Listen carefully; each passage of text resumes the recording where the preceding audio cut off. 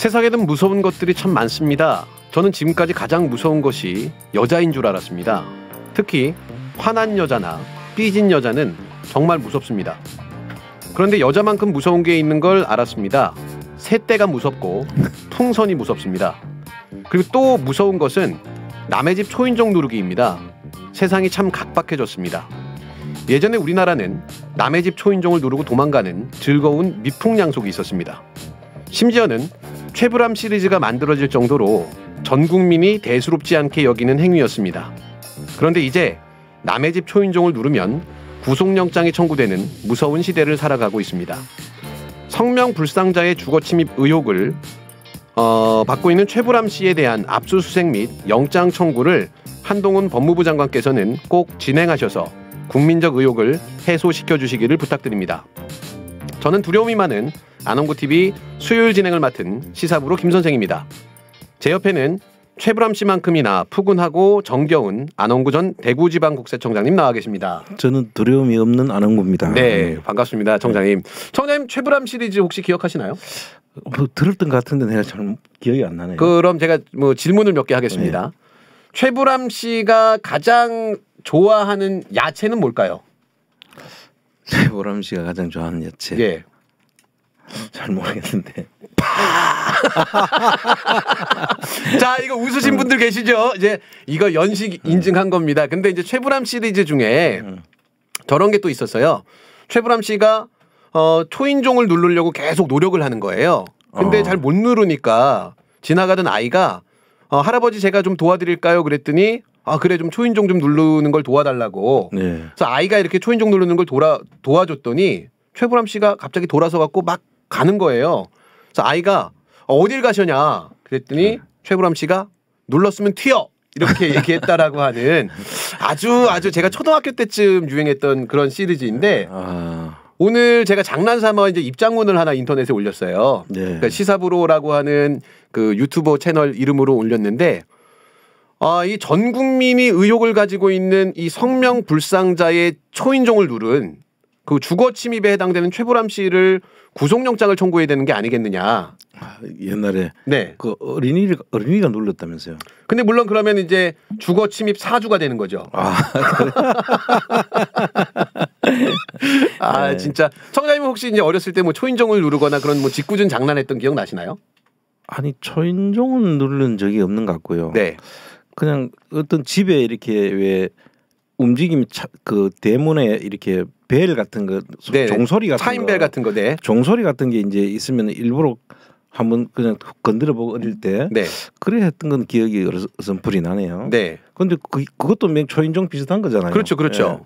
예. 그렇다면 그게 초인종 우리 때는 그 초인종이란 개념이 어릴 때 좀 연식이 오래되다 보니까 별로 없었어요, 사실. 그렇죠. 그리고 또 좀 생각나는 게 그 우리 조국 장관님이 수사를 많이 받던 그 시기에 TV조선 기자가 그 조민양 집에 찾아가 갖고 초인종을 누르고 나오라고 했던 그런 사건이 좀 있었거든요. 있었죠. 그건 기억이 납니다. 네. 그래서 그거는 지금 유야무야 넘어갔는데 그거는 뭐 그 기소를 약식 기소를 했다고 하더라고요. 네. 근데 그거에 비하면은 이거는 정말 그때는 기자들이 완전히 뭐 때로 몰려갔잖아요. 네. 그 완전 위압 또 여성이 혼자 있는 집에 네. 그래서 위압감을 늘릴 수 있는 거고 이거는 초인종을 누르려고 했는 것도 아니고 처음에 초인종을 누르긴 눌렀던가 보죠. 네. 근데 그게 초인종이 소리가 안 나니까 옆에가 초인종인가 이렇게 똑같게 생겼는 버튼이더라고요. 보니까 그래서 초인종을 눌렀다는 건데 그걸 초인종을 이해나 눌렸다 이렇게 해가지고 지금 문제를 삼아놨더라고요. 그렇죠.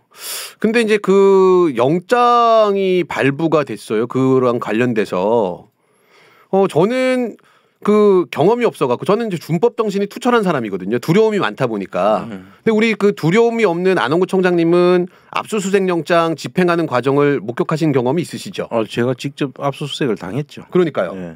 그러면 이제 저희가 이제 좀 궁금한 게 그럼 어떻게 진행이 되나요? 압수수색 그 영장이 집행되는 게? 이제 본인들은 모르고 있습니다. 압수수색 영장이 집행이 되는지도 모르고 검찰이 그 판사들한테 이제 압수수색 영장 신청을 하죠. 그렇죠. 그럼 판사가 그거를 보고 이거는 압수수색을 해야 되겠다라고 네. 하면은 내는데 영장을 내주는데 네.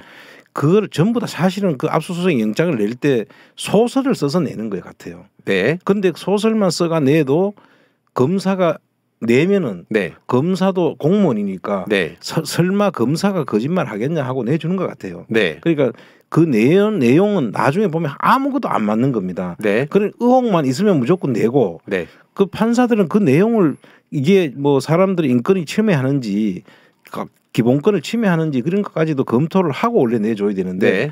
검사가 내주면 뭐 의뢰껏 잘했겠지 하고 내주는 것 같아요. 네. 특히 지금 이 더 탐사에 지금 내주는 판사가 이름을 이야기하죠. 뭐 네네. 김세용 판사라고 네. 이 사람이 지금 뭐 모든 그 압수수색 영장만 들어오면은 네. 다 구속영장도 해주고 뭐 검사가 하작하는 대로 아주 새색시처럼 따르는 거 아닙니까? 네, 그 저희가 오늘 자료를 하나 좀 준비했는데 그 1번 그 이미지 띄워주시면 그 압수수색 영장이 있는데요. 네. 그 밑에 보면은 뭐 내용이야 뭐 그렇고 밑에 보면은 우리가 좀 꼭 기억을 해야 되는 게 김세용이라고 쓰고 자판기로 읽는다라고 하는 얘기가 요즘 유행이에요.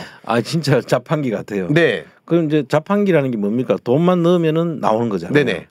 이거는 검찰이 신청만 하면은 내주는. 네. 근데 왜 그런가 이제 제가 좀 이렇게 오늘 이 사람이 어떤 사람이길래 그렇게 했나 내용을 좀 보다 보니까 뭐 맞는지는 모르겠는데 이건 정확하게 파악은 제가 못했는데 부인이 검사라는 말이 있어요. 그 사진이 좀 돌고 있더라고요. 예. 그래서 이게 법조 불륜이다 뭐 이런 이야기까지 조롱하면서 이제 돌고 있는데 검사인 부인이 수색영장을 청구하면 남편인 판사가 영장을 발부해 준다라고 하는 이야기가 인터넷 공간에서 많이 회자가 되고 있더라고요. 그 사실이라고 하면은 이게 상당히 심각한 거죠. 사실은. 네. 부부가 한 사람은 검사, 네. 한 사람은 판사인데 검사는 판사한테 영장을 신청해야 되고 자기 부인이 예를 들어서 신청하면은 그건 기피해야 되는 거 아닌가요? 네, 그러니까요. 같은 집에 가가지고 둘이 이야기 오늘 내가 이거 칠 거니까 내면은 내달라고 하면은 내주는 거 아닙니까? 저는 나쁜 사람인가 봐요. 다른 상상을 했네요. 여보, 영장 발부해주면 오늘 밤에 알지? 이런 상상을 저는 했는데 나쁜 사람인가 봅니다. 자, 우리 시청자분들이 좋아하시는 이문정 검사님이 그런 말씀을 하셨다 그러더라고요. 검사는 판사를 되게 쉽게 속인다라는 얘기를 했는데 만약에 지금 이야기하고 있는 경우가 맞다라고 하면 굳이 속일 필요도 없는 상황인 거잖아요. 그럼요. 미리 사전에 이제 그 약속 대련이라고 하죠. 짜고 치는 고수도 뭐 이런 표현을 하는데 그럼 뭐 예를 들어서 그 검찰 내에 있는 부인이 검찰의 논리대로라고 한다면 검찰이 내는 것을 도와줄 수밖에 없지 않겠어요? 그렇죠. 그럼 뭐 가서 이런 거 들어가는데 오늘 뭐 잘 좀 해줘. 내가 앞으로 검사 생활을 잘 할 수 있다. 이런 생각할 수도 있는 거 아니겠어요? 네. 그건 합리적인 의심이잖아요. 네네. 그래서 이런 현상이 생기는지 모르지만 하여튼 김세용 씨한테 검찰이 청구한 게 거의 다 받아들여지는 이런 묘한 일들이 벌어지기 때문에 우리가 합리적인 의심을 할 수밖에 없다. 그런 생각이 듭니다. 지금 이제 압수수색 영장 얘기를 하고 있는데 제가 조금 궁금한 게요. 어쨌든 간에 주거침입죄를 묻고 있습니다, 지금. 그리고 더 탐사 쪽에서는 초인종을 2번 눌렀다라고 이야기하고 있고 한동훈 측에서는 그 도어락을 해제하려고 시도했다라고 지금 얘기를 하고 있거든요. 근데 이제 제가 이제 뭐 얘기를 해보니까 더 탐사 쪽에서는 이게 초인종인지 도어락인지 구분이 안 돼서 도어락 부분을 눌렀는데 소리가 안 나서 초인종을 찾고 나중에 다시 눌렀다라고 하는 얘기를 하는데 근데 그럼 압수수색을 뭐를 해야 되나요? 그런 경우에 혐의가 어쨌든 간에 주거 침입이잖아요. 손가락을 압수수색해야죠. 손가락을요. 지문을 압수수색을 하든지. 근데 그걸 가지고 집에 가가지고 압수수색할 이유가 뭐가 있습니까? 제가 궁금한 부분이 그겁니다. 그래서 아까 처음에 여쭤봤었던 게 총장님은 두려움이 없어서 압수수색 집행을 당하신 유경험자니까 보통 저희가 알고 있기로는 압수수색은 영장에 뭐를 압수수색해야 된다라고 하는 목록이 있다라고 들었는데 이런 혐의 같은 경우에는 어떤 목록을 가지고서 압수수색을 할지를 이해를 못 하겠거든요. 그러니까 근데 그 가가지고 한 압수수색은 전부 다 핸드폰이었어요. 핸드폰이요? 그러니까 주로 그 압수수색을 했던 대상들이 핸드폰인데 네. 핸드폰이 그 지문이 남나요, 그게? 서로 공모 관계를 밝히려고 한 건가요? 뭐 누구랑 통화를 했고 뭐 사주를 받았고 이런 거를 밝히려고 하는 건가? 그러니까 저는 이게 이 압수수색을 내줄 때는 그 네. 이 관련성, 연관성이 있어야 될 거 아닙니까? 네. 그 뭐 무슨 범죄라고 이 지금 범죄 자체가 초인종을 눌렀는데 주거 침입으로 지금 했으면 네. 주거 침입을 하는데 압수수색을 예를 들어 주거 침입을 해서 무슨 물건을 잃어버렸다든지 네. 그러면 그 잃어버린 물건이 혹시 그쪽에 가서 있는지를 보기 위해서 네. 한다고 하지만 잃어버린 게 아니었고 이게 도락도 아니고 그 자체가 도락이 아마 지문을 통해서 여는 장치인가 봐요. 네. 그러면 그 지문이 등록이 안 돼 있으면 안 열리잖아요. 그렇죠. 그럼 그 지문을 눌렸는지 안 눌렸는지 보기 위해서 한다 그러면 손가락만 있으면 되는 거예요. 그렇죠. 그럼 가서 손가락만 압수수색을 해가 손가락만 대상, 네. 압수수색 물건 뭐 그 인지인지 중지인지 검지인지 뭐 이런 거를 보고 네. 엄지를 딱 찍어 가지고 네. 예를 들어서 하면 되잖아요. 네. 근데 그게 아니고 핸드폰을 했다는 것이 네. 정말 이상한 거죠. 그렇죠. 그러니까 그 지금 고발장의 내용을 보면 이제 아까 거짓말이다라고 하는 부분들을 계속해서 말씀드리고 있는데 그 우리 2번 이미지 한번 좀 띄워줘 보십시오. 그 고발장 내용에 보면 도어락 해제를 시도했다라고 하는 내용이 나와요. 예. 근데 이거는 정말 사실관계가 좀 안 맞는 게 초인종을 누르는 과정에서 도어락인지 그 초인종인지를 헷갈려하면서 지금 눌렀다라고 얘기를 하고 있거든요. 근데 더 탐사 측에서는 초인종을 2회 눌렀다라고 얘기하고 지금 이미지에서 보시는 것처럼 도어락 해제를 시도했다라고 하면 그럼 마치 그럼 정말 침입하려고 시도했던 것처럼 읽히잖아요. 그렇죠. 이 도어락이라고 보통 우리가 머릿속에 이제 이게 검찰의 지능적인 거짓말이라고 하는 임은정 검사를 다시 한번 생각하게 하는데 네. 우리가 도어락이라고 하면은 이 도어락에 그 키를 넣고 돌려가지고 여는 방법이 있고 네. 아니면 그 번호를 입력을 하는 그 일반적인 도어락이 있잖아요. 네. 그거를 마치 그 시도를 했는 것처럼 여러 번 걸쳐가지고 비밀번호를 눌렀거나 아니면 키를 가지고 따고 도어락을 열으려고 했던 것거나 이런 경우를 우리가 연상하게 되잖아요. 도어락 해제를 했다면은. 근데 여기는 그거는 과거의 그 도어락의 형태고 네. 지금 여기는 지문으로 인식된 초인종하고 똑같은 모양의 옆에 별도로 붙어 있는 도어락 그인 거예요, 보니까. 그러니까 이거는 문을 열라고 했다보다는 이 더 탐사 측에서 이야기하는 것처럼 어떤 게 초인종인지 몰라가지고 그렇죠. 한번 이쪽이 초인종이가 이쪽이 초인종이가 초인종을 누리려고 했던 거는 사실인 거예요. 네, 그래서 이게 일반인 입장에서는 이 정말 상류층에 살고 있는 타워 팰리스가 어떻게 생겨 있는지 알 수가 없잖아요. 그렇죠. 저도 안 가봤습니다. 그러니까 한동훈 장관이 타워 팰리스에 살고 있는 걸로 알고 있는데 예. 아마 이 더탐사 측에서 갔을 때 이 또 좀 서민적인 티를 낸 거죠.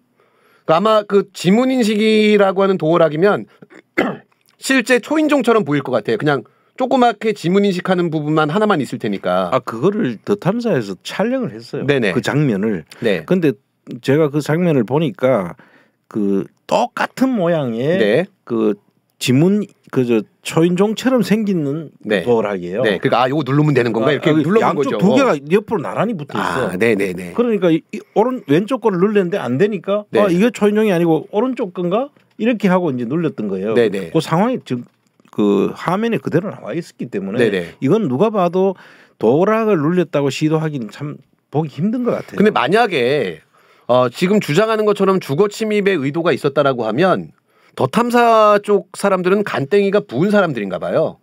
그렇죠. 라이브 촬영을 하면서 주거 침입을 시도한 거잖아요. 그렇죠. 그러니까 유튜브로 라이브 중계를 하면서 내가 이 집에 지금 침입해갖고 뭘 훔치든가 아니면 위해를 가하겠다라고 지금 전 국민에게 생중계를 하고 있는 거잖아요. 그렇죠.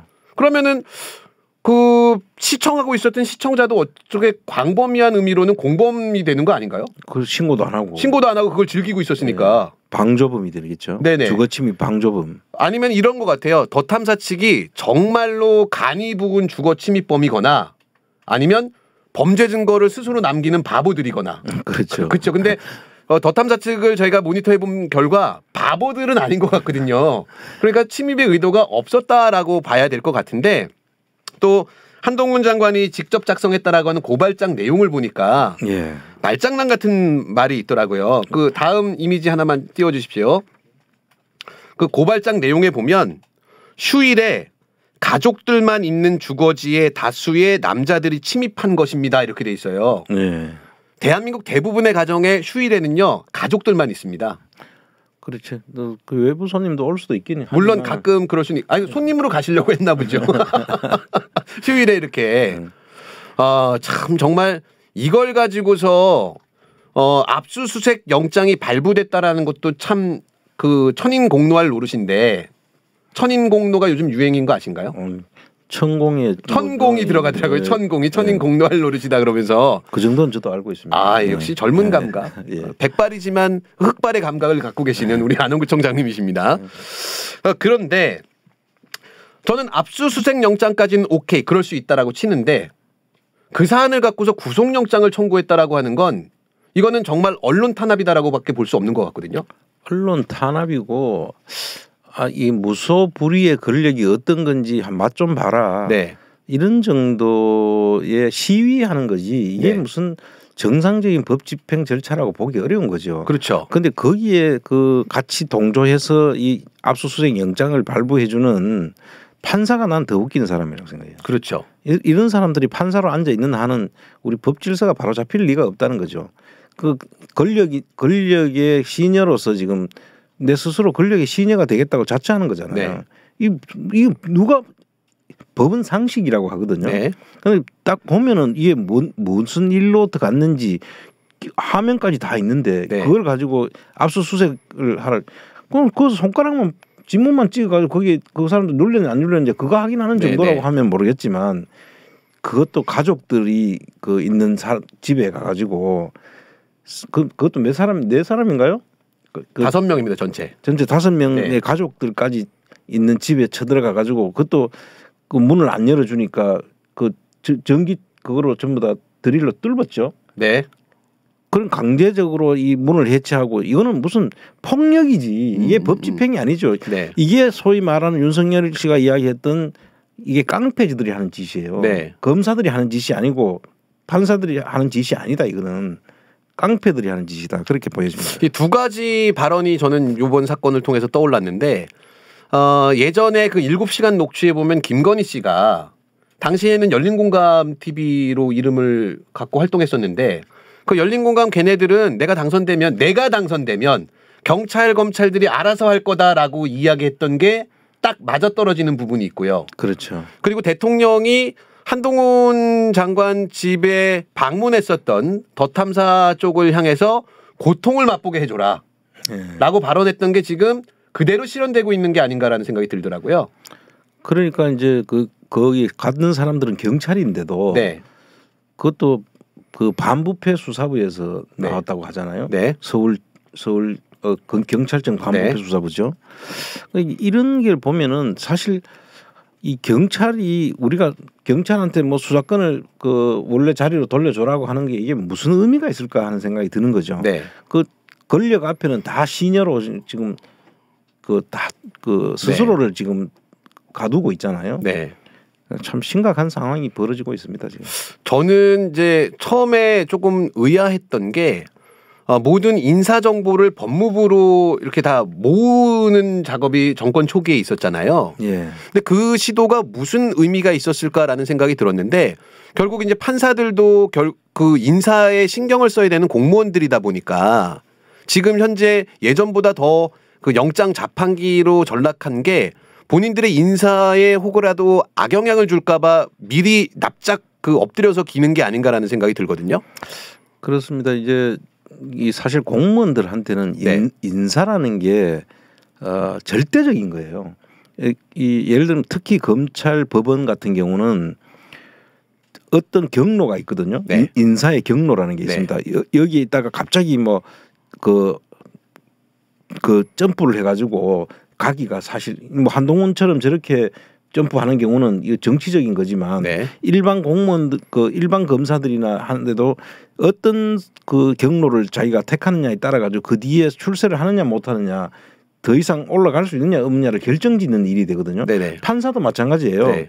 이 재경 분야 그리고 서울대 근무하는 판사가 승진을 하기가 쉽고요. 대법원에서 근무하는 판사가 근무하기가 승진하기가 쉽고 검찰도 대검찰청에서 근무하는 사람이 저쪽 지방에 근무하는 사람보다는 훨씬 더 앞으로 승진 가능성이 네네. 높단 말이죠. 그러한 것을 뭐 누가 합니까? 인사 검증을 하는 인사정보관리단에서 정부 하는 거 아닙니까? 네. 고위직으로 올라갈 네. 때는 그러면은 그 사람들한테 전부 다 가서 잘 보여야 되는데 그 사람이 고발을 했어요. 직접 네. 당사자가. 네. 근데 그거를 내가 무시하고 안 갈 수 있겠어요? 네. 경찰도 마찬가지인 거죠. 그렇죠. 채팅창에 보니까 청장님이 김 선생을 정말 좋아하나 보다라고 하는 채팅이 올라오고 있는데 왜 그런가 하고 그 다음 채팅을 보니까 고개를 김 선생 쪽으로 너무 많이 돌려서 애정이 그냥 뚝뚝 떨어진다라고 하는 채팅이 올라왔어요. 그래서 저 부담되니까요. 조금만 쳐다봐 주십시오. 오늘 많이 쳐다보지 않고 있는데. 네. 청장님이랑 저랑 몇 년 또 방송하면서 너무 제가 늘 말씀드리는 게 요즘에도 뭐 지난 방송에서도 말씀드렸습니다만 그 조세희 선생님이 그 돌아가시고 나서 또 드는 생각이 우리 사회에 참 그 불운한 게 믿을 만한 어른이 없다라고 하는 생각이 늘 좀 아쉬움으로 남는데 우리 청장님 같은 경우에는 정말 우리가 믿고 따를 수 있는 그런 뭐 어르신인 것 같아 갖고 저는 개인적으로 굉장히 존경하고 또 이렇게 과도한 사랑을 주시는 거 너무 감사하게 생각을 하고 있습니다. 그래요? 근데 이제 그럼 더 탐사 쪽에서 지금 구속영장이 청구된 상황에서 어쨌든 지렁이도 밟으면 꿈틀한다라고 하는 걸 보여줘야 되지 않을까요? 아니 지금 그 더 탐사에서는 지금 의연하게 잘 대처를 하고 있죠. 네. 근데 오늘 또 그 보니까 이 압수수색은 나오는 거는 그 뭐 당연 그래 했는 거고. 네. 이 압수수색을 나오기 전에 네. 이 더 탐사에 대해서 사찰을 했다는 지금 네. 그 의혹이 지금 사찰이요. 예, 오늘 아마 지금 우리가 지금 녹화하는 이 시간에 네. 아마 그 더 탐사 별내에서 그 기자회견을 지금 하고 있는 걸로 알고 있는데요. 예, 그래서 아마 유튜버의 그 본인들이 어떤 기자회견을 할 거다라고 하는 거를 이제 올려놓은 걸로 보이는데 네. 저렇게 지금 계속해서 좀 이야기들을 좀 키울 필요가 있는 것 같아요. 이걸 뭐 키우려고 키우는 게 아니고 네. 사실은 이 사찰이라는 게 이게 불법 사찰이잖아요. 그렇죠. 이 민간인에 대한 사찰이거든요. 네. 민간인에 대한 불법 사찰 이야기는 이명박 때부터 공직기강 비서실에서 네. 그 특정 그 어떤 회사의 직원 김종백 씨였나 아니 저기 그거였죠. 그 당시에 그 국민은행에 관련된 뭐 네. 하청업체를 하고 계시던 분인데 그분에 대해 가지고 불법 사찰을 하고 마치 그게 이제 공기업의 직원인 것처럼 착각해서 했다고 하는데 네. 거짓말인 것 같고요. 네. 이게 사찰을 하게 되면은 옛날에 그 생각이 나지 않습니까? 국정원이나 그 신군부에서 네. 그 보안사에서 사찰을 해가지고 네. 그 뒷조사하는 거거든요. 맞습니다. 네. 정상적으로 그 어떤 자료를 요구하는 것이 아니라 그 사람의 사생활을 뒤에서 감시하고 한다는 거잖아요. 네. 아마 오늘 그 내용이 지금 그 기자회견의 주 내용으로 내가 네. 알고 있는데 이거는 그 공기관에서 민간인을 불법으로 사찰하는 거 이거는 범죄행위예요. 맞습니다. 지금 이 거꾸로 이 사람들을 수사해야 될 지금 상황이 지금 벌어질 것 같아요. 그러니까 제가 이제 그 일부 좀 글을 좀 읽었는데 더 탐사 쪽에서 이제 압수수색을 당하는 과정에서 이거 사찰한 것 같다라고 하는 그 정황 중에 하나가 압수수색을 하는데 그 전날 가지고 다녔던 가방을 정확하게 경찰이 지목을 했나 보더라고요. 그러니까요. 그러면은 그 얘기는 바꿔 얘기하면 그 전날 미행을 했던 어쨌든 A 기자가 뭐 B라고 하는 가방을 전날 들고 다녔으니 압수수색을 할 때 B라는 가방을 먼저 뒤져야 된다라고 하는 이미 정보를 가지고 와서 압수수색을 하고 있었던 걸로 보이니 그럼 분명히 이거는 사찰을 했다라는 증거가 될 수도 있을 것 같아요. 그 실제로 이런 일들을 자행을 하고 있어요. 저도 그 당시에 네. 긴급 체포할 때 네.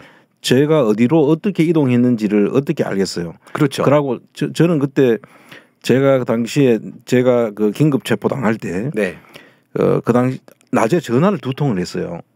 네. 전화 두 통을 했는데 그때 당시 국회의원이었던 네. 전 국세청장을 하다가 국회의원 했던 이용섭 의원이 있었고 네. 그 사람이 전화가 왔어요 저한테. 네. 그래서 제가 전화를 받았고 네. 두 번째는 제가 아는 지인 기자한테 내가 전화를 했었어요. 네. 그래 두 통밖에 안 했거든요. 네. 전화를. 그런데 그 통화를 하고 그 당시에 제 통화 내용이 뭐였냐면 국회로 좀 와달라 이 사건이 이런 이야기가 있으니 네. 와서 좀 그 이야기를 좀 들어보고 싶다고 해서 내가 가겠다 국회의원회관으로 가겠다라고 전화를 끊고 그날 저녁에 긴급 체포를 한 거예요. 한 번도 저는 부르지를 않았다고. 조사도 안 하고. 조사도 안 하고 예를 들어서 그 조사한다고 오라 그러면 가잖아요. 그렇죠. 그 조사를 한다고 통지가 한 번도 온 적이 없어. 네. 가만 아무 짓도 안 하고 있다가 갑자기 압수수색을 그저 긴급 체포를 한 거란 말이죠. 그런데 그때 낮에 당일날 있었던 일이 전화만 두 통을 한 적이 있는데 네. 하나는 기자였고 하나는 국회의원이었어요. 네. 그러니까 그거를 제가 볼 때는 이거를 그 당시에 도청을 하지 않았으면은 없는 일이죠. 그 있을 수 없는 일이죠. 근데 보통은 제가 여러분 내 기사에 보면 한 번도 불러가지고 사전에 조사한 적이 없어요. 네. 불러가지고 사실 그런 일이 있으면은 얘들이 처음에 압수수색을 하고 난 다음에 겁을 먹고 여기에 순응하고 이러면은 그런 일까지 안 가고 그냥 마무리를 하려고 시도를 했는데 이게 이제 국회에서도 전화가 오고 기자들 언론사하고 통화도 하고 이러면서 이게 밖으로 퍼져지면은 이야기가 너무 커져 버리니까 도곡동 땅이 이명박이 거라는 거를 그때 당시에 알려지는 게 두려웠던 거죠. 네. 그래서 입을 막기 위해서 그리고 또 긴급 체포해놓고도 접견 금지 명령까지 내려가지고 기자들 접촉이 안 되도록 한 것이 전부 다 검찰이 그 충실한 개 역할을 한 거예요 그 당시에. 그렇죠, 그렇죠. 그래서 지금 보면은 이런 거를 할 때 아까 지금 이야기했듯이 전화를 도청하고 하는 것들을 하지 않고선 있을 수 없는 거예요. 그러고 뒤에 미행하고 따라다니고. 그렇죠. 제가 몇 번 이상한 감을 느꼈거든요. 네. 근데 뭐 그런들 뭐 저런들 나는 부르면 난 나가서 설명하면 되는 일이라고 생각하고 아무 저것도 없었어요. 그런데 갑자기 긴급 체포를 할 때는 곧 딱 두 통화 전화. 네. 국회에서 한번 오고 언론사 기자하고 통화한 거 그거를 듣고 이거 더 이상 놔둬도 안 되겠다 싶어서 긴급 체포를 한 거 아닌가 하는 생각을 지울 수 없는데 지금 그거하고 똑같은 거죠. 그렇죠, 그렇죠.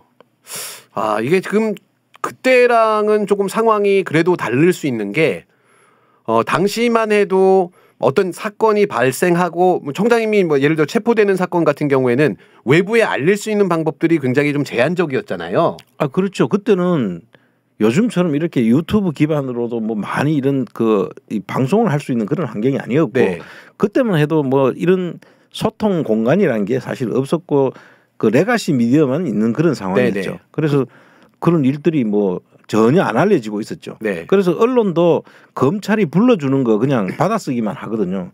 근데 내가 그때 당시에 언론이 얼마나 이 문제가 있냐 하면은 검사들이 브리핑을 합니다. 지금 여러분들이 언론에 나오는 기사만 보고 이야기하면은 정말 사실에 접근할 수 없다는 게 그 당시에도 보면 언론이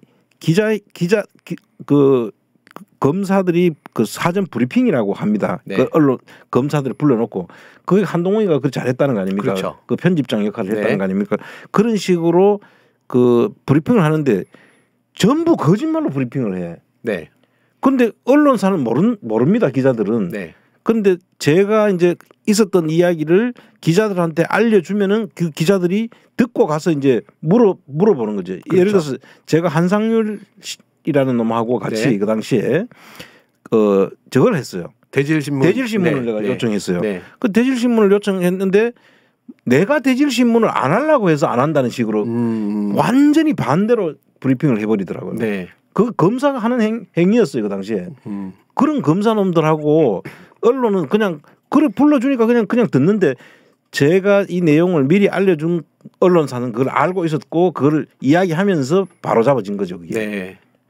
그런 식이라니까요. 당시는 그렇게 이제 그 언론을 통제할 수 있었는데 최근에는 그래도 좀 희망적인 게 뭐 더탐사처럼 레거시 미디어가 아닌 언론사들이 그래도 좀 많이 존재하고 있기 때문에 우리 시민 여러분들이 관심 갖고 계속해서 그 머릿수를 보태주는 게 좀 도움이 되지는 않을까요? 아, 실제로 그게 큰 도움이 되죠. 네. 지금 더 탐사는 정말 언론 중에 언론이라고 저는 생각을 하고요. 네. 물론 이 객관적인 입장에서 보면은 좀 언론 한쪽으로 치우친 면이 없잖아 있을 수도 있어요. 네. 그러나 사실을 왜곡하거나 네. 그러지는 않거든요. 네네. 없는 사실을 뭐 있는 것처럼 하거나 있는 사실을 없는 것처럼 하지는 않는다고요. 네. 그렇기 때문에 뭐 해석은 그건 다 그걸 할 일이지만 그 당시에는 검사들이 그걸 전부 다 반대로 왜곡을 해버렸어요. 네. 그럼 거기에 대한 문제 의식 없이 받아쓰게 하는. 그래서 나중에 그렇게 썼던 언론들을 상대로 내가 언론중재위원회하고 재판까지 가서 다 이겨 가지고 그때 네. 그 돈을 물렸죠. 그 네. 당시에. 저는 이제 이번 사건의 궁극적인 의문은 주거 침입에 대한 문제가 아니다라고 생각을 하거든요. 그럼요. 최근에 이제 그 더 탐사 측에서 보도했던 가장 큰 이야기는 그 청담동이라고 이야기를 하던 아니면 논현동이라고 이야기를 하던 간에 7월 19일 20일 밤에 이루어졌던 부적절한 술자리 의혹 보도 때문이 아닐까라는 생각이 들거든요. 그래요. 지금 그 더 탐사에서 지금은 이제 논현동으로 밝혀졌지만 네. 우리 알려진 대로 그 청담동 게이트 지금 이땡땡이라고 하는 가수하고 남편 송 뭐 땡땡이라 하는 남편이 운영하는 그 지하 그 카페라고 해야 되나요? 네. 룸 카페에서 있었던 그 술자리 보도를 더 탐사가 했고 네. 그거에 대해서 지금 자기들은 알리바이를 전혀 못 대면서 네. 이 자체가 부인 없다고 지금 이야기를 하려고 하니까 더 탐사가 정말 정말 싫은 거지 자기들 그렇죠, 입장에서는. 그렇죠. 어떻게 하면 저 사람들 재갈을 물릴 수 있을까? 네. 제가 그 이명박 그 도곡동 땅이 이명박 거를 봤다고 하는 사실 자체를 뒤집으려고 했던 거하고 똑같은 지금 일을 벌리고 있다고 봐야 되는 거예요. 네. 그 이야기를 바로 이야기하면은 불편하잖아요. 그렇죠. 그 불편할 사람들이 어떤 지시를 했겠어요. 그러니까 전부 다 그 다른 거를 바꾸는 일을 검찰이 하청받아서 하는 거예요. 네. 그하고 똑같은 지금 현상들이 벌어지고 있고 그래서 청담동 사건은 저는 여러 가지 증거로 봤을 때는 최근에 여기서 그분 좀 유튜버를 좀 제가 소개를 좀 해드려야 되는데 네. 그 최동석 인사조직연구소장이라는 분이 계세요. 그분은 그 사람들의 캐릭터, 네. 그 사람들이 최근에 인터뷰하면서 이야기하는 그 캐릭터와 그 사람들의 입장 이런 것들을 정리를 해서 한번 보도를 유튜브를 하는 걸 봤는데 상당히 의미가 있는 것 같아요. 한번 나중에 한번 여러분들이 한번 좀 보면 좋겠는데 그 내용을 우리가 쭉 보면은 상식적으로 판단을 해도 이거는 사실일 가능성이 매우 높다는 거예요. 네. 그래서 이미 많은 우리 구독자 하신 분들은 전부 다 이거를 결론을 내고 있을 겁니다. 사실일 것이라고. 네. 근데 그것이 이제 지금 호미로 손바닥으로 지금 하늘을 가리려고 하는 거죠. 네. 또 다른 하나의 효과는 기존의 다른 언론들에게 경고를 날리고 있는 듯한 느낌이 들어요. 너희들도 맞죠. 이거 받아갖고 쓰거나 이 관련된 의혹을 제기하거나 하면 얘네처럼 만들어버린다 하고 위축되는 효과가 있을 것 같거든요. 당연하죠. 네. 언론사들이 이제 우리 더 탐사처럼 저 사람들은 목숨 걸고 지금 하는 보도의 언론인들 말고 네. 월급쟁이 언론들이 있잖아요. 네네. 그 사람들은 사실은 저기에 참전해서 자기 인생을 걸고 싶은 생각이 없죠. 네. 그런데 그 사람들한테는 중요한 시그널을 주는 거죠. 네. 이거 잘못했다가는 내 인생이 문제가 생길 수도 있겠구나 하는 생각을 하게 만드는 정도의 위력은 사실 보이고 있다고 봐야죠. 네. 그래서 우리 방송 시청하시고 계신 시청자 여러분들께서 더 탐사 측에 가서 응원 댓글도 좀 남겨주시고 또 그리고 계속해서 지켜보시면서 관심을 좀 잃지 않아 주시는 게 그게 가장 큰 힘이 되지 않을까라는 생각하게 듭니다. 그리고 저희는 계속해서 관련된 이야기들 여러분들께 또 좀 해석과 함께 전달해 드리도록 하겠습니다. 선생님 어젯밤에 잘 주무셨나요? 어제 저는 정말 조금 일찍도 아니죠. 뭐 11시 좀 넘게 돼 가지고 이제 잠자리에 들어가려고 하는데 12시 좀 넘어 가지고 약간 잠이 들었는데 갑자기 집에 있는 개가 막 소리를 내면서 짖는 거예요. 그럼 뭐 누가 왔나 싶어 가지고 보니까 사람 인기척은 안 나는데 갑자기 귀신 얘기입니까? 아니에요. 하늘에서 무슨 갱음이 막 들리는 거야. 그 비행기 소리 같은 갱음이었어요. 그리고 나는 처음에 우리 강아지가 이게 밖에 나가려고 이제 그 용변 보려고 소변을 볼 땐 보통 그 짖고 하면 문을 열어주고 하거든요. 근데 소변을 보라고 문을 열어줘도 나가지도 않고 계속 두려워하는 그런 모습으로 짖고 있어서 그럼 저게 무슨 소린가 했더니 아마 이게 그 전투기 소리 같은 거였어요. 그래서 아마 경기 북부 지역에 무슨 일이 벌어졌구나.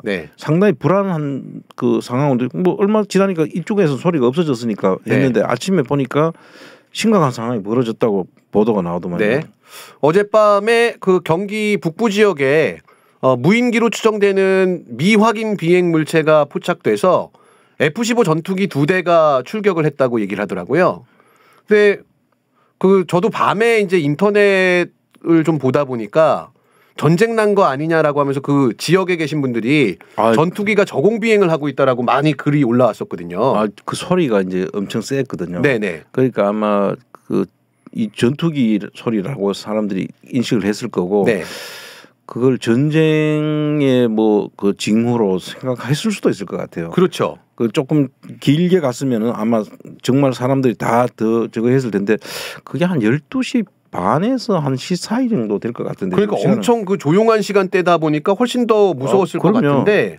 근데 오늘 아침에 기사를 확인해 보니까 풍선이었다 그러더라고요. 그러니까 풍선에 전투기를 띄운다는 것도 웃기는 거잖아요. 아니 그러면 지금 북한이 우리를 어떻게 생각하겠어요? 아니 그 드론 띄우니까 난리가 나고 그 전투기를 20대를 띄우고 그 비행기를 20대나 띄우고 뭐 풍선을 만약에 띄웠다고 하면 풍선에 그 전투기가 2대나 뜨고 이거 앞으로 이런 일들이 이제 정말 완전히 간을 본 거죠. 그렇죠. 이게 쟤네들 정말 웃기는구나. 이렇게 생각하겠죠. 그러니까 지금 윤석열 정부를 좀 비판을 할 것들이 많은데 저는 이명박 정부만큼 천박한 정부가 윤석열 정부다라고 생각을 하는데 더 천박하죠. 그렇죠. 무슨 얘기를 할 때마다 돈돈 거려요. 근데 지금 이제 그 화면 보시는 것처럼 지금 지난번에 이미 다 다루셨기 때문에 구체적으로 오늘은 안 다루는데 무인기 5대가 넘어오면서부터 이 난리가 시작된 거잖아요. 그렇죠. 근데 무인기 5대가 넘어왔다라는 사실에 공군 부대에서 경공격기가 출격을 했다가 미처 뜨지도 못하고 추락하는 사건이 있었거든요. 그럼 뭐 군대를 뭐 비판하고 그걸 떠나서 우리 윤석열 정부에서는 돈을 좋아하니까 그럼 지금 저렇게 공군이 제대로 준비를 못했기 때문에 우리 세금이 얼마나 손실을 입었는지에 대한 이야기도 동일한 논리로 이야기를 해야 될 것 같거든요. 저게 경공격기가요 60억 정도 된다 그러더라고요. 그 KA1이라는 거 맞죠? 네네네. 그 가격이. 그래서 지금 그게 떨어졌으니까 60억을 그냥 홀랑 해먹은 거잖아요. 그렇죠. 제대로 준비가 안 돼서. 그리고 어젯밤에 출격한 이하 그 전투기가 F-15기인데 제가 F-15가 한 번 출격하는데 돈이 얼마나 드는지를 한번 좀 찾아봤거든요. 3천만 원이랍니다. 부지런하시네. 한 번 출격하는데. 한 번 출격. 그러니까 어제처럼 만약에 우리 군이 레이더를 이용했는지 무슨 장비를 이용해서 야 지금 미확인 비행 물체가 있는데 일단 출격해갖고 확인을 해봐야 되겠다라고 얘기를 했을 거 아니에요. 그러면 그 출격 한 번 하는데 들어가는 돈이 3천만 원이라고. 그럼 2대가 떴으니까 6천만 원 떴네. 홀랑 6천만 원 해먹은 거죠. 그럼 돈을 중요시 여기고 뭐 세금을 낭비하지 않아야 된다라고 하는 이 윤석열 정부에게 묻는데 왜 갑자기 이렇게 군대가 바보가 됐는지를 설명을 해줘야 될 거 아니에요. 그러니까 나는 어제도 뭐 우리가 좀 다뤘으니까 더 깊이는 이야기 안 하겠는데 이 사람들은 이런 것 같아. 기본적으로 물론 군대를 안 갔다 왔으니까 군에 대한 그거는 전혀 모를 거예요.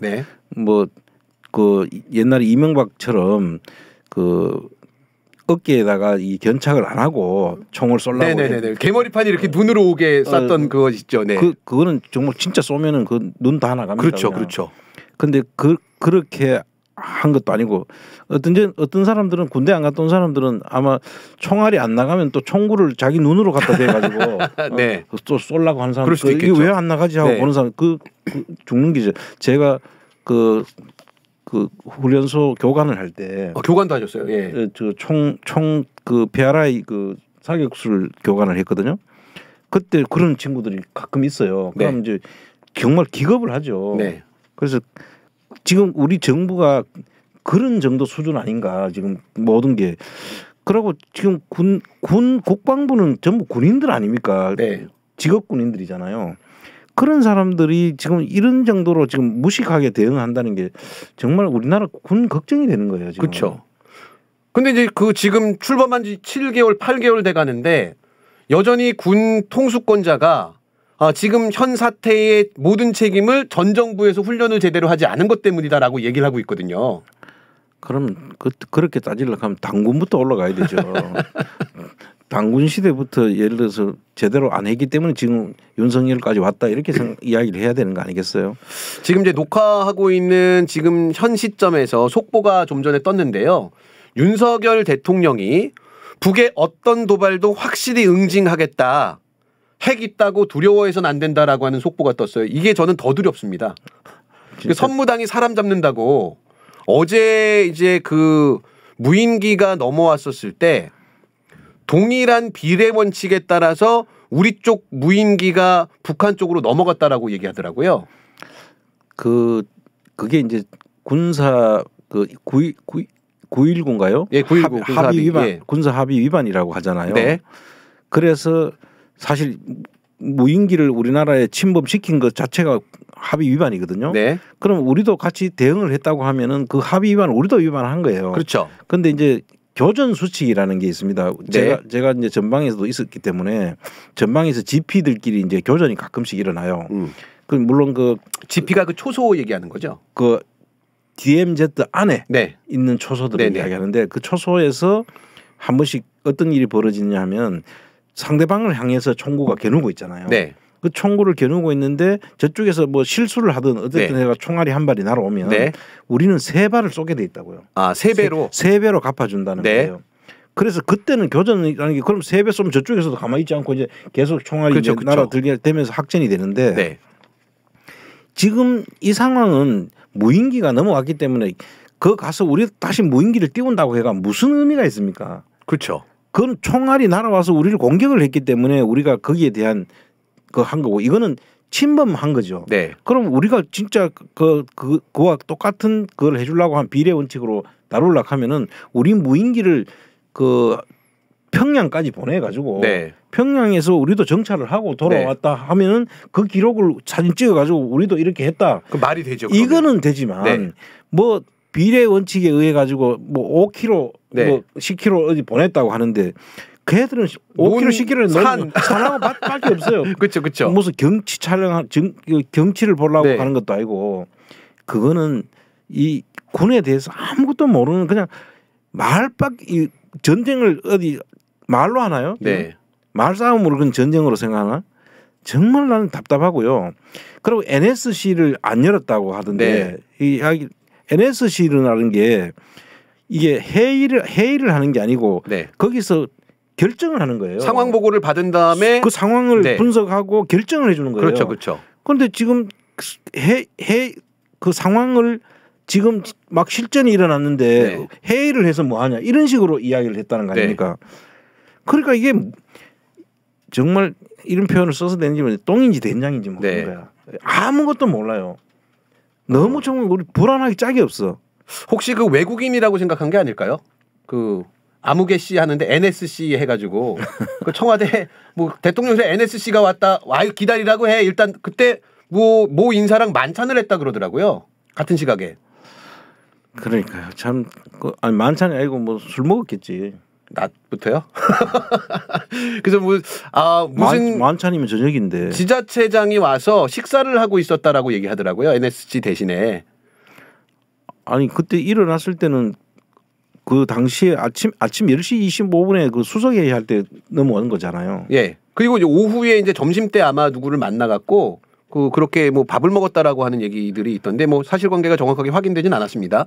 근데 이제 제가 걱정하는 건 그 이후의 대응이 더 어이가 없는데 확전할 가능성이 있지만 무인기를 보냈다라고 얘기하거든요. 그리고 이거는 정말 이런 거죠. 선제 타격하겠다. 네. 뭐 거기서 뭐 핵 실험만 할 징후만 보여도 선제 타격하겠다 그랬잖아요. 네. 근데 지금 이 무인기가 왔는데 확전할 각오를 했다. 정말 불안한 거예요. 그러니까요. 대통령 말 한마디는 정말 이게 그냥 난전에 어디 시정 잡배가 하는 이야기가 아니잖아요. 네. 한번 그런 식으로 확전한다면 안 하면 나중에 이게 어떤 자기 한마디가 대통령의 말 한마디는 곧 그래서 대통령령이 되는 거거든요. 네. 한마디를 그냥 자기가 뭐 검찰총장 하거나 이럴 때는 검사할 때는 아무 말이나 짓거려도 관계없지만은 대통령은 정말 정제된 말 꼭 할 말만 해야지 상대방한테 전해주는 게 있고 대통령이 하는 말은 곧 그게 밑에서는 법으로 받아들인다고요. 네. 그렇기 때문에 대통령 지시사항 이거를 법으로 만들어가 지시사항 관리를 제가 한 적이 있거든요. 네. 그런데 이 앞으로 윤 대통령이 북도발 확실히 응징해야 한다. 네. 그러면 저런 상황이 오면 앞으로 응징해야 된다 하면 국방부에서는 지금 바로 전쟁을 일으킬 거예요. 네.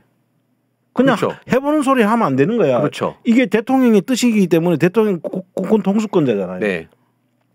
어떤 도발도 어떤 도발은 지금 무인기가 넘어와도 이제는 앞으로 전쟁하겠다는 이야기입니다. 저 이야기가. 총선이 넘어와도 아니면 혹시 새들이 왔는데 북한에서 넘어온 새인 거야. 그러면 얘네는 북한새잖아요. 북한새가 넘어왔으니까 얘네들 어떻게 뭐 전투기를 출격시키든지 뭐 하고 그럴 상황인데 근데 제가 진짜 겁나는 건 뭐냐면 또 요번에도 천공이 했던 얘기가 있더라고요. 천공이 한반도 사람들은 전쟁이 나야지 정신을 차린다라고 이야기했던 영상이 지금 현재 또 인터넷 공간에서 회자가 되고 있더라고요. 그 미친놈 이야기를 뭐 또 할 거 뭐 있겠어요. 한반도는 전쟁이 나야지 정신 차려. 이렇게 했는지는 모르겠는데 아니 저는 네. 천공이야 뭐 무슨 소리를 하든지 네.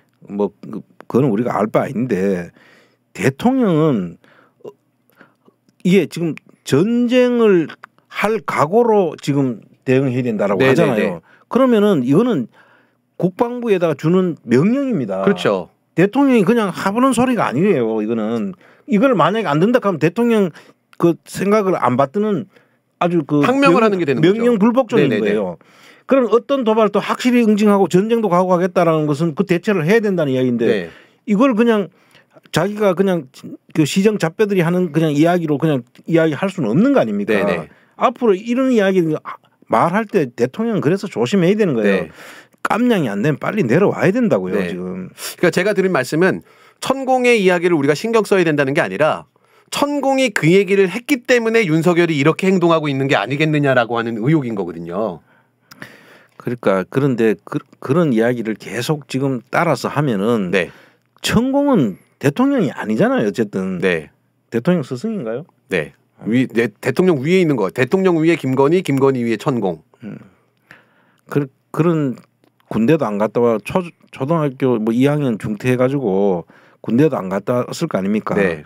그런 사람이 무슨 전쟁을 알면 뭐를 하겠어요? 정말 정신 차리세요, 정말. 네.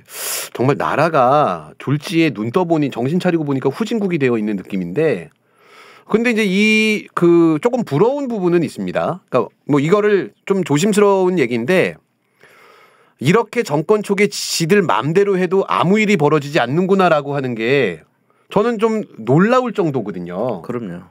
지금 제가 저번에도 이제 한번 우리 아농구 TV에서 말씀드렸었던 것 같은데 화물연대를 때려잡으면서 분명히 지지율 반등을 노릴 거다. 그리고 실제 그게 어떤 수치로 드러났던 것 같아요. 그랬더니 요 며칠 동안에는 노조 개혁을 해야 된다라고 하면서 노조의 재정을 투명하게 해야 된다라고 계속 언론에다가 뭐 발표를 하고 했는데 오늘부로 나온 건 이제 문재인 정부에서 시민단체에다가 세금을 너무 많이 지원했는데 그 시민단체의 재정 그 사용이 불투명하고 굉장히 방만하게 경영이 됐다. 이거 다 때려잡겠다라고 또 선언을 했더라고요. 그러니까 이제 이런 거죠. 화물연대 파업을 이제 강제 진압을 시도를 했잖아요. 네. 보통 이제 사실 화물연대는 뭐 기종노조라고 막 규정을 하고 그렇죠. 이야기를 해서 근데 어쨌든 화물연대를 강제 진압을 하고 나니까 인기가 올라갔어요. 네. 그때 우리가 지지율이 그 바닥이었을 때거든요. 네네. 한 20몇 프로 맞습니다. 선에서 왔다 갔다 할 때인데 그래서 뭐 지금 곧 이 정권이 끝날 것 같이 하는 상황에서 화물연대를 어쨌든 강제 진압을 하고 나니까 이게 우리 국민들이 좋아하네. 이거 내가 잘하는 건데 이걸 해봐야 되겠다 지금 생각한 것 같고. 네. 그래서 노조를 상대로 해가지고 지금 노조를 때려잡으니까 우리 국민들이 나를 이렇게 지지해 주는구나. 제가 볼 때는 그 보수 쪽 극우 쪽에서 사람들이 아마 결집을 한 것 같긴 해요. 네. 그 노조들에 대해서 좋지 않은 그 감정을 가진 사람도 사실 있으니까요. 네네. 그런데 이게 재미 보니까 이제 이걸 더 좀 때리는 거를 좀 맛을 들인 것 같아요. 네. 그래서 결국은 이제 노조들을 지금 탄압하기 위해 가지고 이렇게 하는 것 같은데, 근데 그것도 어느 정도 이게 그 사람들이 그 받아들일 수 있는 일을 해야 되는데 네. 지금 노조들의 재정을 지금 문제 삼는 거잖아요. 맞습니다.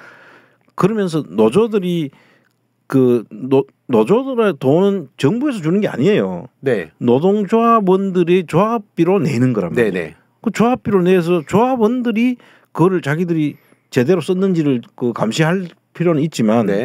이거를 뭐 기업이나 국가가 그거를 볼 필요가 없는 거죠. 그게 예를 들어서 조합원들이 거기에 조합비를 냈는데 잘못 쓰여지고 있거나 그 자기 조합원들을 위해서 복지를 위해서 안 쓰여지고 있다든지 네. 이렇다면은 그거는 이제 조합원들이 문제를 삼을 거 아닙니까? 그렇죠. 그렇죠. 회사에서 주식을 가진 주주들이 그 주식 자기들이 돈 내는 거 회사에 잘못 쓰고 있으면은 주주 대표 소송을 하든지 네. 이렇게 돈해가 받는 것처럼 조합원들도 자기들이 낸 돈이 제대로 안 쓰여진다고 하면 조합원들이 문제 삼을 수 있는 길이 열려 있는 거죠. 네. 근데 왜 국가가 그걸 꼭 나서 가지고 단속을 해야 되는 이거는 뭐냐면은 어쨌든 노조를 탄압할 명분을 지금 찾고 있는 것 같아요. 네. 그런데 사실은 그게 옳은 명분이 아닌 걸로 보여지고요. 네. 그 노동조합에서 그 1년에 2번을 그 공개를 하게 돼 있는 것 같아요. 재정 사용된 거를. 네. 그리고 공개를 지금 어떤 방식으로 저는 하고 있다고 보는데 네. 그리고 그거는 누구한테 하느냐 하면은 우리 일반 국민들한테 할 필요가 없는 거예요. 노조 회원들한테 하는 거잖아요. 그러니까 우리 각종 조합들 있잖아요. 네네네. 농협조합도 있고 네. 무슨 뭐 산림조합도 있고 그 조합원들에 대해서 자기들이 책임을 지면 되는 거지. 네. 일반 국민들이 알 필요도 없고 국가가 거기에 간섭할 일이 없는 거죠, 사실은. 네. 그럼 그 조합원들에 대해서만 투명하게 관리를 해주면 되는 거란 말이죠. 네. 그런데 그거를 정부가 나서 가지고 그걸 문제 삼겠다라고 하는 것은 이거는 이거 한번 재미 봤는데 여기서 뭔가 좀 더 해야 되겠다. 더 치면 좋겠다라는 생각을 하는 것 같고. 네. 그러면서 또 이야기 핑계를 대는 게 더 웃기는 거야. 네. 뭐라고 하냐면은 약자 노동자들은 노조도 없는데 네. 주로 이 돈을 가지고 있는 노조는 대형 노조니까 이 대형 노조들을 치는 것이 약자 노조들을 돕는 것이라고 이런 핑계를 댑니다. 그러니까 그 약자 노동자들을 돕는 게 대기업에 있는 대형 노조들을 때려잡는 거다라는 얘기잖아요. 그러니까요. 그게 무슨 상관이 있습니까? 사실은 노동자를 정말 도우려면 노조에 가입하게 하고 모든 기업에 노조를 설치해라라고 이야기해야 되는 게 맞는 거죠. 그렇죠. 자기 권리를 찾기 위해서도 너는 조합에 가입해가지고 그 지금 조합 구성을 못하고 있는 노조들을 노조 설립을 하는 그런 기회를 주겠다. 맞습니다. 이러면은 이야기가 되는데. 그렇죠. 대기업들이 가지고 있는 노조들의 재정 투명성을 갖다 쳐가지고 약자 노동자들을 돕겠다. 보호한다. 이거는 근데 그 약자 노동자는 69시간씩 일해라. 주휴수당도 폐지하겠다.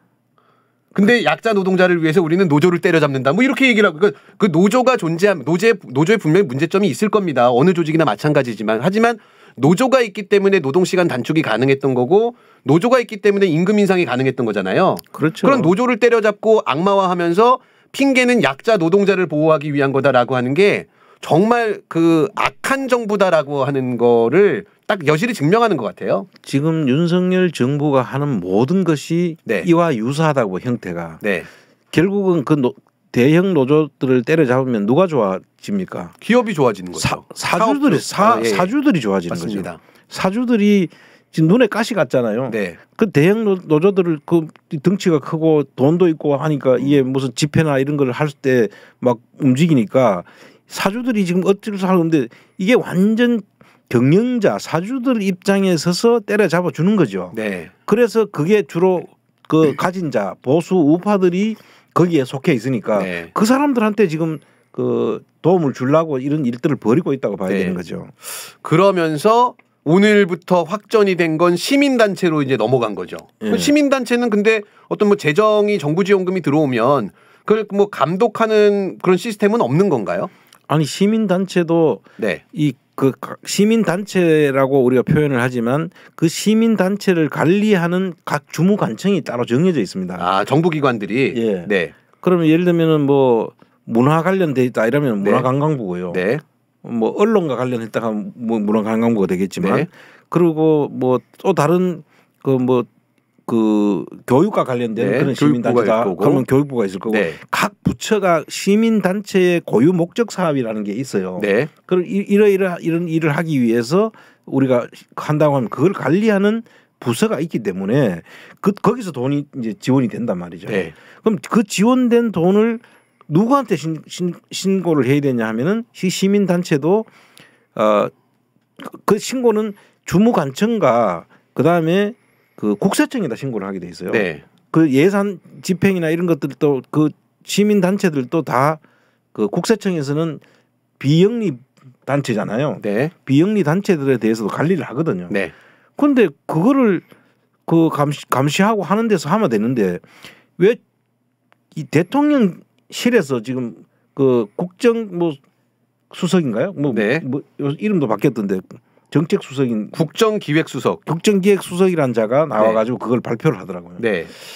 이거 완전히 자기들이 왕실 같아, 왕실. 그러니까요. 그냥 해당 부서에서 그냥 하면 되는데. 네. 발표 내용을 보면 마치 어마어마한 비리가 있는 것처럼 이야기하는데 이렇습니다. 그러니까 문재인 정부 시절에 국가 지원을 받고 있는 시민단체의 숫자가 늘었다. 그리고 금액이 늘었다. 이렇게 얘기해요.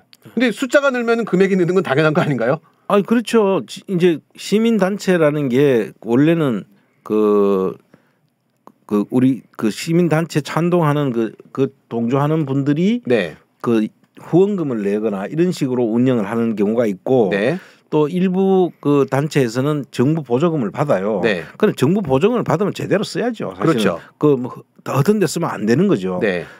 그런데 그 중에는 뭐 잘못된 데도 있을 거예요. 보조금을 준 데는 원래는 감사를 할 수 있는 거거든요. 네. 그럼 부서의 감사실에서 이게 제대로 집행되고 있는지를 보면 되는 것이고 또 이 회사 단체라는 법인 입장에서 잘못 쓰여진다면 국세청에서도 볼 수가 있어요. 네. 그러나 이 영리 단체가 아니기 때문에 국세청에서는 그 돈이 영리 기업으로서 세금을 내야 될 건 아니란 말이죠. 네. 그래서 세금 낸 걸 아닌 거는 주로 국세청에서는 사실 관심 있게 안 보죠. 네. 그럼 주무관청은 볼 수가 있는 거예요. 네. 그 주무관청에서 그걸 감사를 하면 되는 겁니다. 네. 그리고 잘못되지 않도록 해야 되는 건 맞아요. 네. 그런데 왜 그거를 대통령실에서 이런 이야기를 하냐는 게 문제죠. 그걸 그런 식으로 하면서 마치 대통령이 이건 정치행위라고 저는 보는 거죠. 그렇죠. 이 정치적 하나의 쇼를 하는 거죠. 네. 나는 노동조합도 때려잡고 그 시민단체도 때려잡는 네. 나는 그런 무소불위의 권력을 가지고 내 이런 거를 우리 보수 우파 세력들은 그걸 나를 알아줘 네. 하는 이런 쇼를 하고 있는 거죠. 그렇죠. 그 계속 이제 좀 자극적인 숫자들이 언론에 계속 공개가 되고 아까도 말씀드린 것처럼 민간 단체의 연평균 4천억이 증가했다라고 하면 되게 돈이 많이 늘어난 것 같은데 근데 숫자가 늘어났으니까 돈이 늘어날 수밖에 없는 거고 지원되고 있는 그다음에 아까 이제 노조가 약자 노동자들을 보호하는 차원에서 존재했다라고 하면 시민단체 같은 경우에는 대부분 뭐 문화생활이라든가 목적 사업들이 다 정해져 있으니까 결국은 우리 국민들의 삶의 질이 조금 올라가는 데 그래도 노력하고 있는 거잖아요. 그렇죠. 물론 개중에 문제점은 분명히 또 있을 겁니다. 근데 그렇습니다. 그 문제점을 마치 침소봉대해서 모든 문재인 정부에서 있었던 그 정부 지원 사업들이나 정부 지원 단체들이 나쁜 놈들이다. 이렇게 지금 몰아가고 있는 거죠. 그렇죠. 이제 그 사례가 그 윤미향 의원 사건 이제 네. 위안부 할머니들 그 강제동원 위안부 할머니들 그 시민 단체 같은 데서도 아마 정부 보조금을 받고 그렇죠. 있을 거예요. 그런 데는 제대로 쓰여졌는지 나중에 감사해 보니까 지금 자기들이 그렇게 이야기했던 것보다는 실제로 그렇게 없었잖아요. 네네. 그런 부분들부터 시작해서 물론 그 환경단체라든지 이런 경우에 없지는 않을 겁니다. 네. 그런데 그 없지 않는 데가 있겠지만 그거는 해당 부서에서 그냥 그 관리를 하면 되는 거예요. 네. 문제 있으면 문제 있는 대로 하면 되는데 이거를 왜 청와대에서 대통령실 청와대는 지금 없어졌으니까 네. 대통령실에서 나서 가지고 이런 모든 일들을 마치 정치 무슨 쇼 하듯이 이렇게 막 하고 언론에서는 그걸 받아 쓰고 네. 지금 왜 그러는지 지금 모르겠습니다. 그러니까 제가 이제 그 포착한 좀 이상한 징후 하나가 뭐가 있냐면 최근에 싹 없어진 기사들이 하나 있는데 이 노조를 때려잡고 시민단체를 때려잡는 동시에 사라진 게 이제 마약 얘기가 쏙 들어갔어요. 그러니까 저는 이거를 예전 그 노태우 정권 막 이럴 때 그 범죄와의 전쟁의 연장선으로 좀 이해하고 있거든요.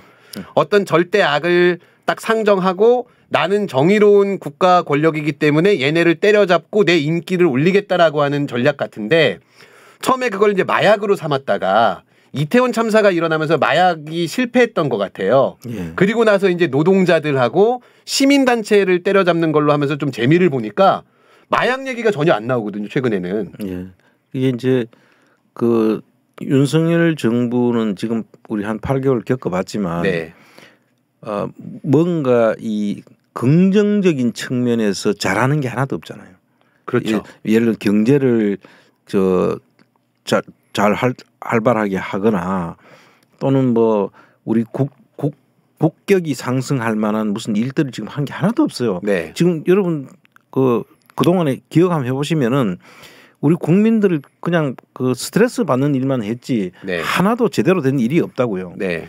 그런데 이제 그러니까 뭔가를 이게 계속 그 지지율이 빠지잖아요. 네. 아까 이야기했던 걸로 다시 돌아가는데 결국 그 주적을 하나 세워놓고 네. 그 주적에다가 모든 관심을 그 하면서 이 잘못하는 거를 사람들이 인식할 수 있는 그런 기회를 안 주는 거야. 네. 사람들이 전부 다 뭐 때려잡는 쪽에 막 해가지고 저는 그 좀 연장하면은 지금 이재명 대표 때려잡는 거하고 똑같은 결과라고 생각해요.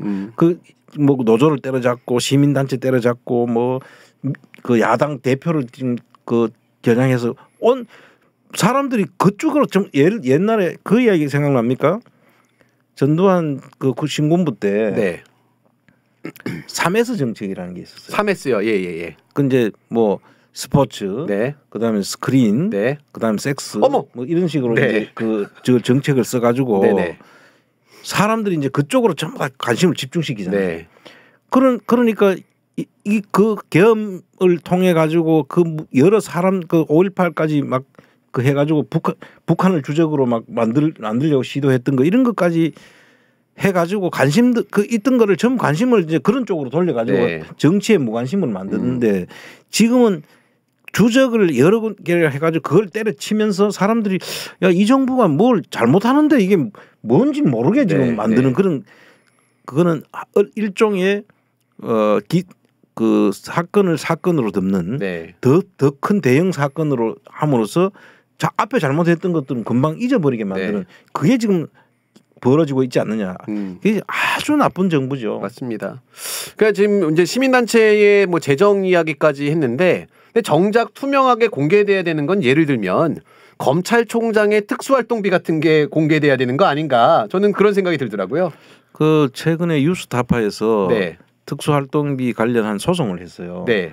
해서 지금 2심에서까지 이제 다 이겼어. 공개하라고 네. 됐어요. 그리고 검찰은 뭐 이게 공개되면은 그 검찰의 그 기밀이 수사 기밀이 밖으로 샌다. 네. 또 그 해당 그 썼는 그런 음식점 같은 것들이 등장하면 그 사람들 개별 정보가 노출된다. 음식점이 아니라 술집이겠지요. 그런 식으로 이야기하면서 지금 여러분 뉴스타파 그 보도를 한번 꼭 살펴보시면 좋겠는데 네. 이 여러분들 우리 특수활동비라 이름 특수활동비라고 하니까 거창한 것 같지만은 네. 그거 전부 다 그 술 먹고 그 뒤에 그 어디에 썼는지 모르게 술집에 가서 쓰는 거를 장부에 정리하기가 네. 참 그걸 감사받기 부끄럽잖아요. 그런 거 안 묻겠다는 거예요. 네. 그게 어떻게 썼든 안 묻고 일부 특수활동비는 각자 개인의 호주머니로 들어갔어요. 네. 근데 그거를 이름하여 특수활동비라는 이름으로 포장을 해준 거거든요. 그거를 이제 뉴스타파하고 그 납세자 연맹인가 네. 그쪽에서 지금 아마 그 내용을 신청을 했는 걸로 알고 네. 있는데요. 그 내용이 이제 앞으로 이제 그 뉴스타파가 승소를 했기 때문에 그걸 발표하는 순간에 검찰이 어떻게 놀아놨는지를 샅샅이 볼 수 있는 그런 기회가 될 겁니다. 네. 그래서 앞으로 그것도 이제 그럼 최종적으로 대법원까지 가야지 그럼 그것도 공개될 수 있는 건가요? 그렇죠. 최종 그 검찰이 이제 그 항소를 하거나 네네. 항고를 하거나 그렇지 않으면은 상고를 하거나 그렇지 네. 않으면 끝나는 거죠. 네. 그런데 하면은 시간이 또 늘어지는 거겠지만 네.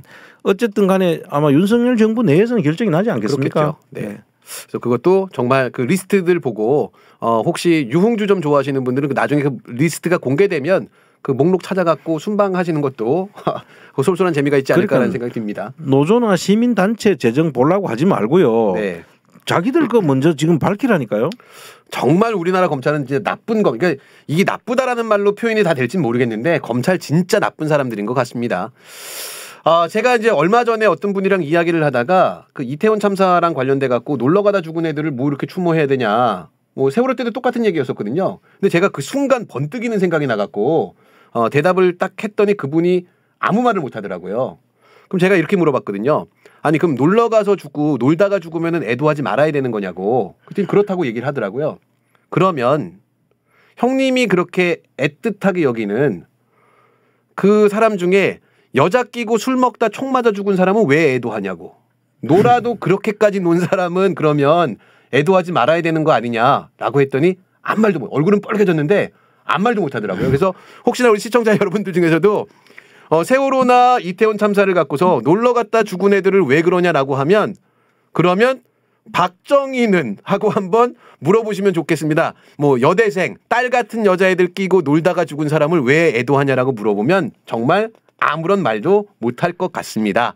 청장님 오늘 마지막 한 말씀 부탁드리겠습니다. 아니 마지막에 다른 일을 붙이지 말고 그 말로 네. 대신하면 임팩트가 더 있을 것 같아서 네. 다른 말은 안 하겠습니다. 예, 알겠습니다. 그러면 저는 내년에 인사드리고요.